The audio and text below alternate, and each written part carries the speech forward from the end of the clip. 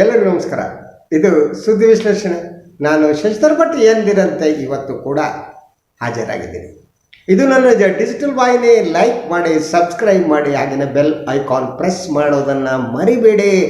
ನನ್ನ ಪ್ರತಿದಿನದ ಈ ಸುದ್ದಿ ವಿಶ್ಲೇಷಣೆ ನೋಟಿಫಿಕೇಷನ್ ತಮಗೆ ತಲುಪುತ್ತೆ. ಯಾವುದೇ ಸಬ್ಜೆಕ್ಟನ್ನು, ಯಾವುದೇ ವಿಶ್ಲೇಷಣೆಯನ್ನು ತಾವು ಮಿಸ್ ಮಾಡ್ಕೊಳ್ಳಲ್ಲ.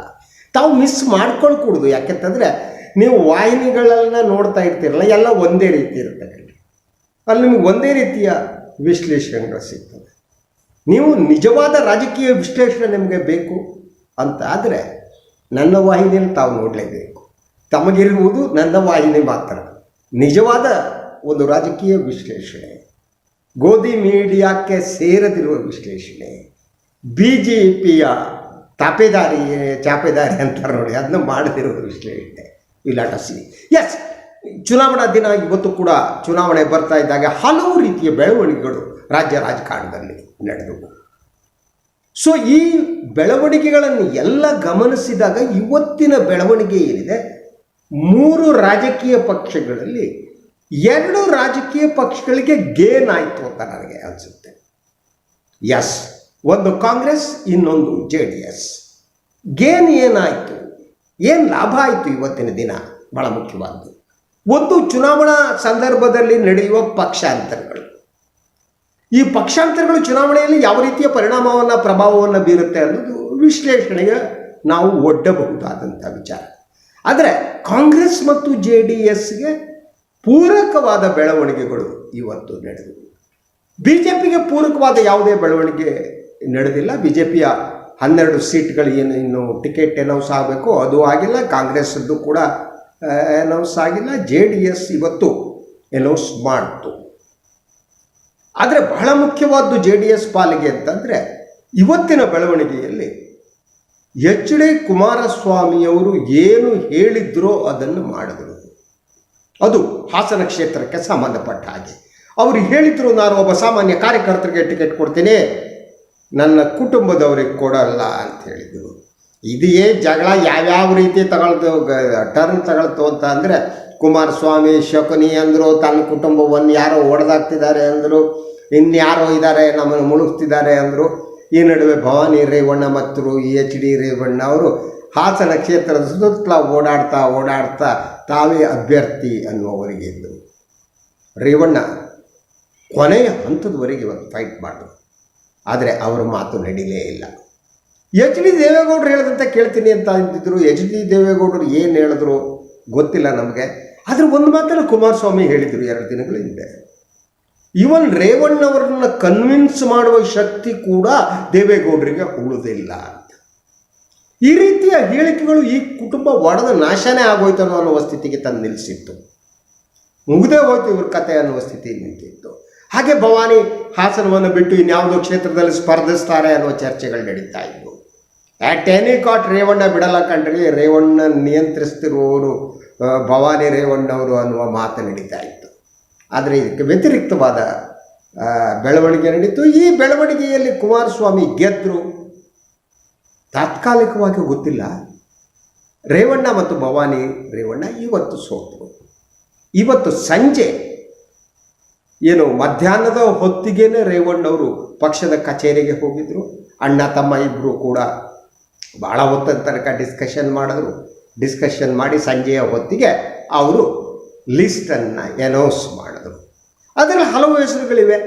ಭಾಳಷ್ಟು ಜನ BJPಯನ್ನು ಬಿಟ್ಟು ಬಂದವರಿದ್ದಾರೆ. ಇವತ್ತೊಂದು 1000 ಜನ JDS ಕಚೇರಿಯಲ್ಲಿ JDSನ್ನು ಸೇರಿದ್ರು. ಬಹುತ್ ಮಟ್ಟಿಗೆ ಅವರು ಉತ್ತರ ಕರ್ನಾಟಕದವರು. ಇದೆಲ್ಲ ಇರ್ತವೆ ರಾಜಕೀಯದಲ್ಲಿ. ಇದೇನು ಭಾಳ ರಾಜಕೀಯ ಚಿತ್ರಣವನ್ನು ಬದಲಿಸುತ್ತೆ ಅಂತ ನಾನು ನಂಬಿಲ್ಲ. ಆದರೆ it has N favourable impact on JDS ಅಂತ. ಸೊ ಇದಾದ ಮೇಲೆ ಅವರು ಲಿಸ್ಟ್ ಬಿಡುಗಡೆ ಮಾಡಿದಾಗ ಹಾಸನದ ವಿಚಾರದಲ್ಲಿ ಭವಾನಿಯವರಿಗೆ ಟಿಕೆಟ್ ನೀಡಲಿಲ್ಲ. ಸಾಮಾನ್ಯ ಕಾರ್ಯಕರ್ತರಿಗೆ ಟಿಕೆಟ್ ನೀಡ್ತೀನಿ ಅಂತ ಹೇಳಿದವರು ಅದರಂತೆ ನಡೆದುಕೊಂಡರು.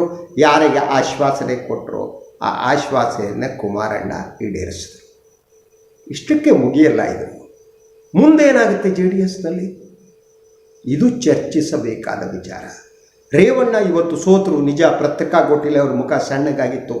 ಅದಾದ ಮೇಲೆ ಪತ್ರಕರ್ತರ ಜೊತೆ ಮಾತನಾಡ್ತಾ ಇದ್ದಾಗಲೂ ನನಗೆ ನನ್ನ ತಂದೆಯವರ ಆರೋಗ್ಯ ಮುಖ್ಯ ದೇವೇಗೌಡರದ್ದು ಅಂದರು.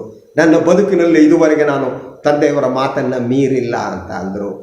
So Kumaranna played in such A game. 49 ಅಭ್ಯರ್ಥಿಗಳ ಲಿಸ್ಟು ಏನು ಪ್ರಕಟ ಮಾಡಲಾಯ್ತಲ್ಲ ಇವತ್ತು, 49ರಲ್ಲಿ 48 ಹೆಸರುಗಳನ್ನು ಅನೌನ್ಸ್ ಮಾಡಿದವರು ಕುಮಾರಣ್ಣ. ಅಂಡರ್ಸ್ಟ್ಯಾಂಡ್? 48 ಹೆಸರನ್ನು ಕುಮಾರಣ್ಣ ಡಿಕ್ಲೇರ್ ಮಾಡಿದ್ರು. ಹಾಸನದ ಒಂದು ಸೀಟನ್ನು ಹೆಸರನ್ನು ತಮ್ಮಣ್ಣ ರೇವಣ್ಣವರಿಂದನೇ ಅನೌನ್ಸ್ ಮಾಡಿಸ್ಬಿಟ್ರು. ರೇವಣ್ಣ ಹೇಳಿದ್ರು, ನಾನು ಇದನ್ನ ಅನೌನ್ಸ್ ಮಾಡೋದಕ್ಕಿಂತ ಮೊದಲು ನಾನು ಭವಾನಿ ಹತ್ರನೂ ಮಾತಾಡಿದ್ದೀನಿ, ಎಲ್ಲ ಮಾಡಿದ್ದೀನಿ ಅಂತ ಅಂದರು. ಸೊ ಇದು ಒಂದು ಈಗ ತಕ್ಷಣಕ್ಕೆ ತಾತ್ಕಾಲಕ್ಕೆ ನನಗಿದು ಯುದ್ಧ ವಿರಾಮದಂತೆ ಕಾಣುತ್ತೆ. ದೇವೇಗೌಡರು ಬದುಕಿರುವವರೆಗೆ ಯಾವುದೇ ಸಮಸ್ಯೆ ಬರದೇ ಇರಬಹುದು. ಯಾಕಂದರೆ ಎಲ್ಲರ ನಡುವೆ ರೇವಣ್ಣ ಆಗಲಿ ಕುಮಾರಸ್ವಾಮಿ ಆಗಲಿ ಅವ್ರಿಗೆ ತಂದೆ ಮೇಲೆ ಅಪಾರವಾದ ಪ್ರೀತಿ ಗೌರವಗಳಿದೆ. ಅದನ್ನು ನಾವು ಮೆಚ್ಚಲೇಬೇಕು. ದೇವೇಗೌಡರ ಬಗ್ಗೆ ಪ್ರೀತಿ ಗೌರವ ಇದೆ. ಆ ಕಾರಣಕ್ಕಾಗಿ ಅವರು ದೇವೇಗೌಡರ ಮಾತನ್ನು ಅಂತಿಮವಾಗಿ ಕೇಳ್ತಾರೆ. ದೇವೇಗೌಡರಿಗೆ ನೋವು ಆಗಬಾರ್ದು ಅನ್ನುವಂತೆ ಬಿಹೇವ್ ಮಾಡ್ತಾರೆ. ಆದರೆ ದೇವೇಗೌಡರ ಕಾಲಾನಂತರ it is very difficult to analyse. ತುಂಬ ಕಷ್ಟ ಇದು. ಯಾಕಂದರೆ ಈ ಅಣ್ಣ ತಮ್ಮಂದಿರ ಜಗಳ ನಮ್ಮಲ್ಲಿ ಯಾದವಿ ಕಲಹ ಅಂತಾರೆ. ಯಾದವಿ ಕಲಹ ಅಂದರೆ ಯಾದವರಲ್ಲಿ ಹಾಗೆ ಆಯಿತು, ಗೊತ್ತಲ್ವ ನಿಮಗೆ? ಮಹಾಭಾರತದ ಯುದ್ಧದ ನಂತರ ಯಾದವರು ಪರಸ್ಪರ ಹೊಡ್ಕೊಂಡು ನಾಶ ಹೋಗ್ಬಿಟ್ರು ಅಲ್ವಾ?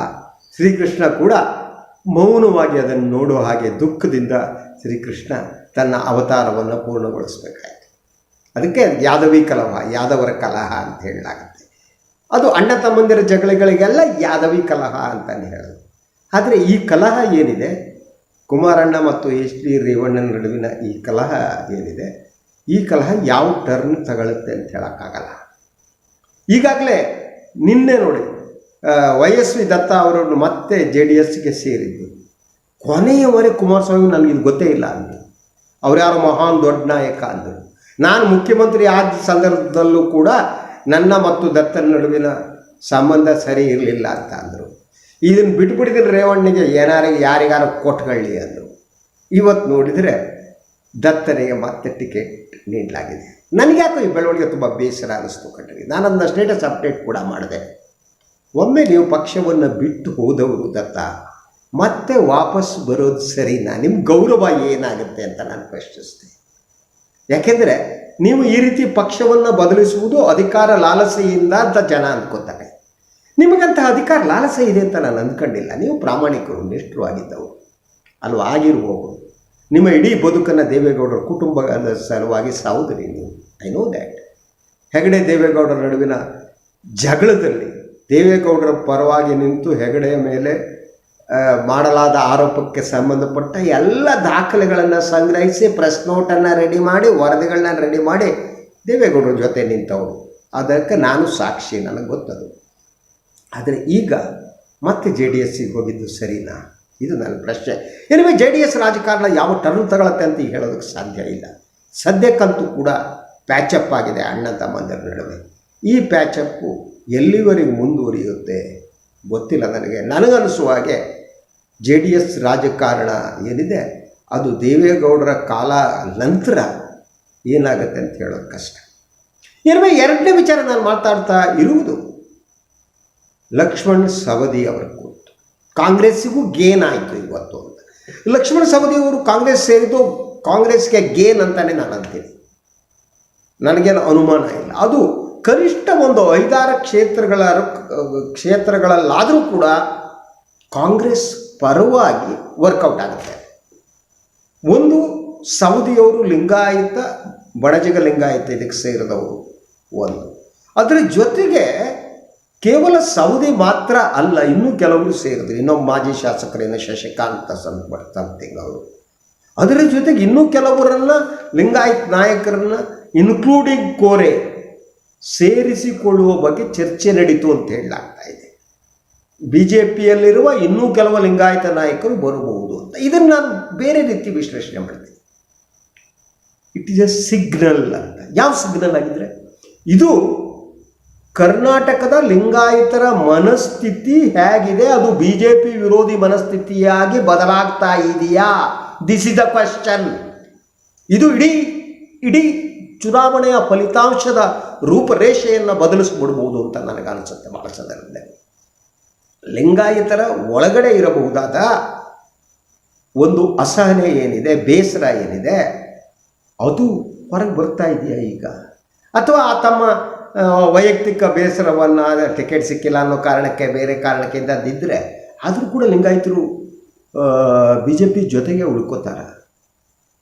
ಅಟ್ಲೀಸ್ಟು ಈಗ ಕೆಲವು ನಾಯಕರುಗಳು ಏನು ಹೊರಗಡೆ ಬಂದರು, ಉತ್ತರ ಕರ್ನಾಟಕದಲ್ಲಿ ಹೊರಗಡೆ ಬರ್ತಿದ್ದಾರೆ, ಕೆಲವರು JDSಗೆ ಹೋಗ್ತಿದ್ದಾರೆ, ಬರ್ತಿದ್ದಾರೆ. ಇದು ಈ ಒಂದು ಕಿತ್ತೂರು ಕರ್ನಾಟಕ ಪ್ರದೇಶದಲ್ಲಿ ಎಸ್ಪೆಷಲಿ ರಾಜಕೀಯ ಚಿತ್ರಣವನ್ನು ಬದಲಿಸುತ್ತಾ ಅನ್ನುವ ಪ್ರಶ್ನೆ ಕೂಡ ಇದೆ. ಅದರಿಂದ ಸವದಿಯವರು ಬಂದಿದ್ದು ಒಂದು ಸಾಂಕೇತಿಕವಾದದ್ದು. It is only a symbolic in favour of Congress, no doubt about that. ನನಗದ್ರ ಬಗ್ಗೆ ಅನುಮಾನ ಇಲ್ಲ. ಸೊ ಆದರೆ ಒಟ್ಟಾರೆಯಾಗಿ ಕಾಂಗ್ರೆಸ್ಸಿಗೆ ಇದು ಫೇವರೇಬಲ್ ಆದ ಬೆಳವಣಿಗೆ ಅಂತ. ಸೊ ಇದು ಇನ್ನು ಮುಂದೆ ಒಂದು 2-3 ದಿನಗಳಲ್ಲಿ ಗೊತ್ತಾಗುತ್ತೆ ಉತ್ತರ ಕರ್ನಾಟಕದ ಲಿಂಗಾಯತರು ಯಾವ ರೀತಿ ರಿಯಾಕ್ಟ್ ಮಾಡ್ತಾರೆ ಅಂತ. ಯಾಕೆಂದರೆ ಅವರಿಗೆ ಈಗ ಯಡಿಯೂರಪ್ಪ ಇಲ್ಲ, ಬೊಮ್ಮಾಯಿ ಮತ್ತು ಮುಖ್ಯಮಂತ್ರಿ ಆಗ್ತಾರೆ ಅಂತ ಹೇಳೋಕ್ಕೆ ಸಾಧ್ಯ ಇಲ್ಲ. ಈ ನಡುವೆ ಪ್ರಹ್ಲಾದ್ ಜೋಶಿ ಅವರು ಮುಂದಿನ ಮುಖ್ಯಮಂತ್ರಿ ಆಗ್ತಾರೆ ಅನ್ನುವ ಮಾತು ಶುರುವಾಗಿದೆ. ಎಸ್. ಸೊ ಆದ್ದರಿಂದ ಮೊದಲು ಯಾವ ರೀತಿ ಲಿಂಗಾಯತರು ಬಿ ಜೆ ಪಿಗೆ ಬೆಂಬಲ ಕೊಟ್ಟರು, ಈ ಬಾರಿ ಕೊಟ್ಟೇ ಬಿಡ್ತಾರೆ ಅಂತ ಹೇಳೋಕ್ಕಾಗಲ್ಲ.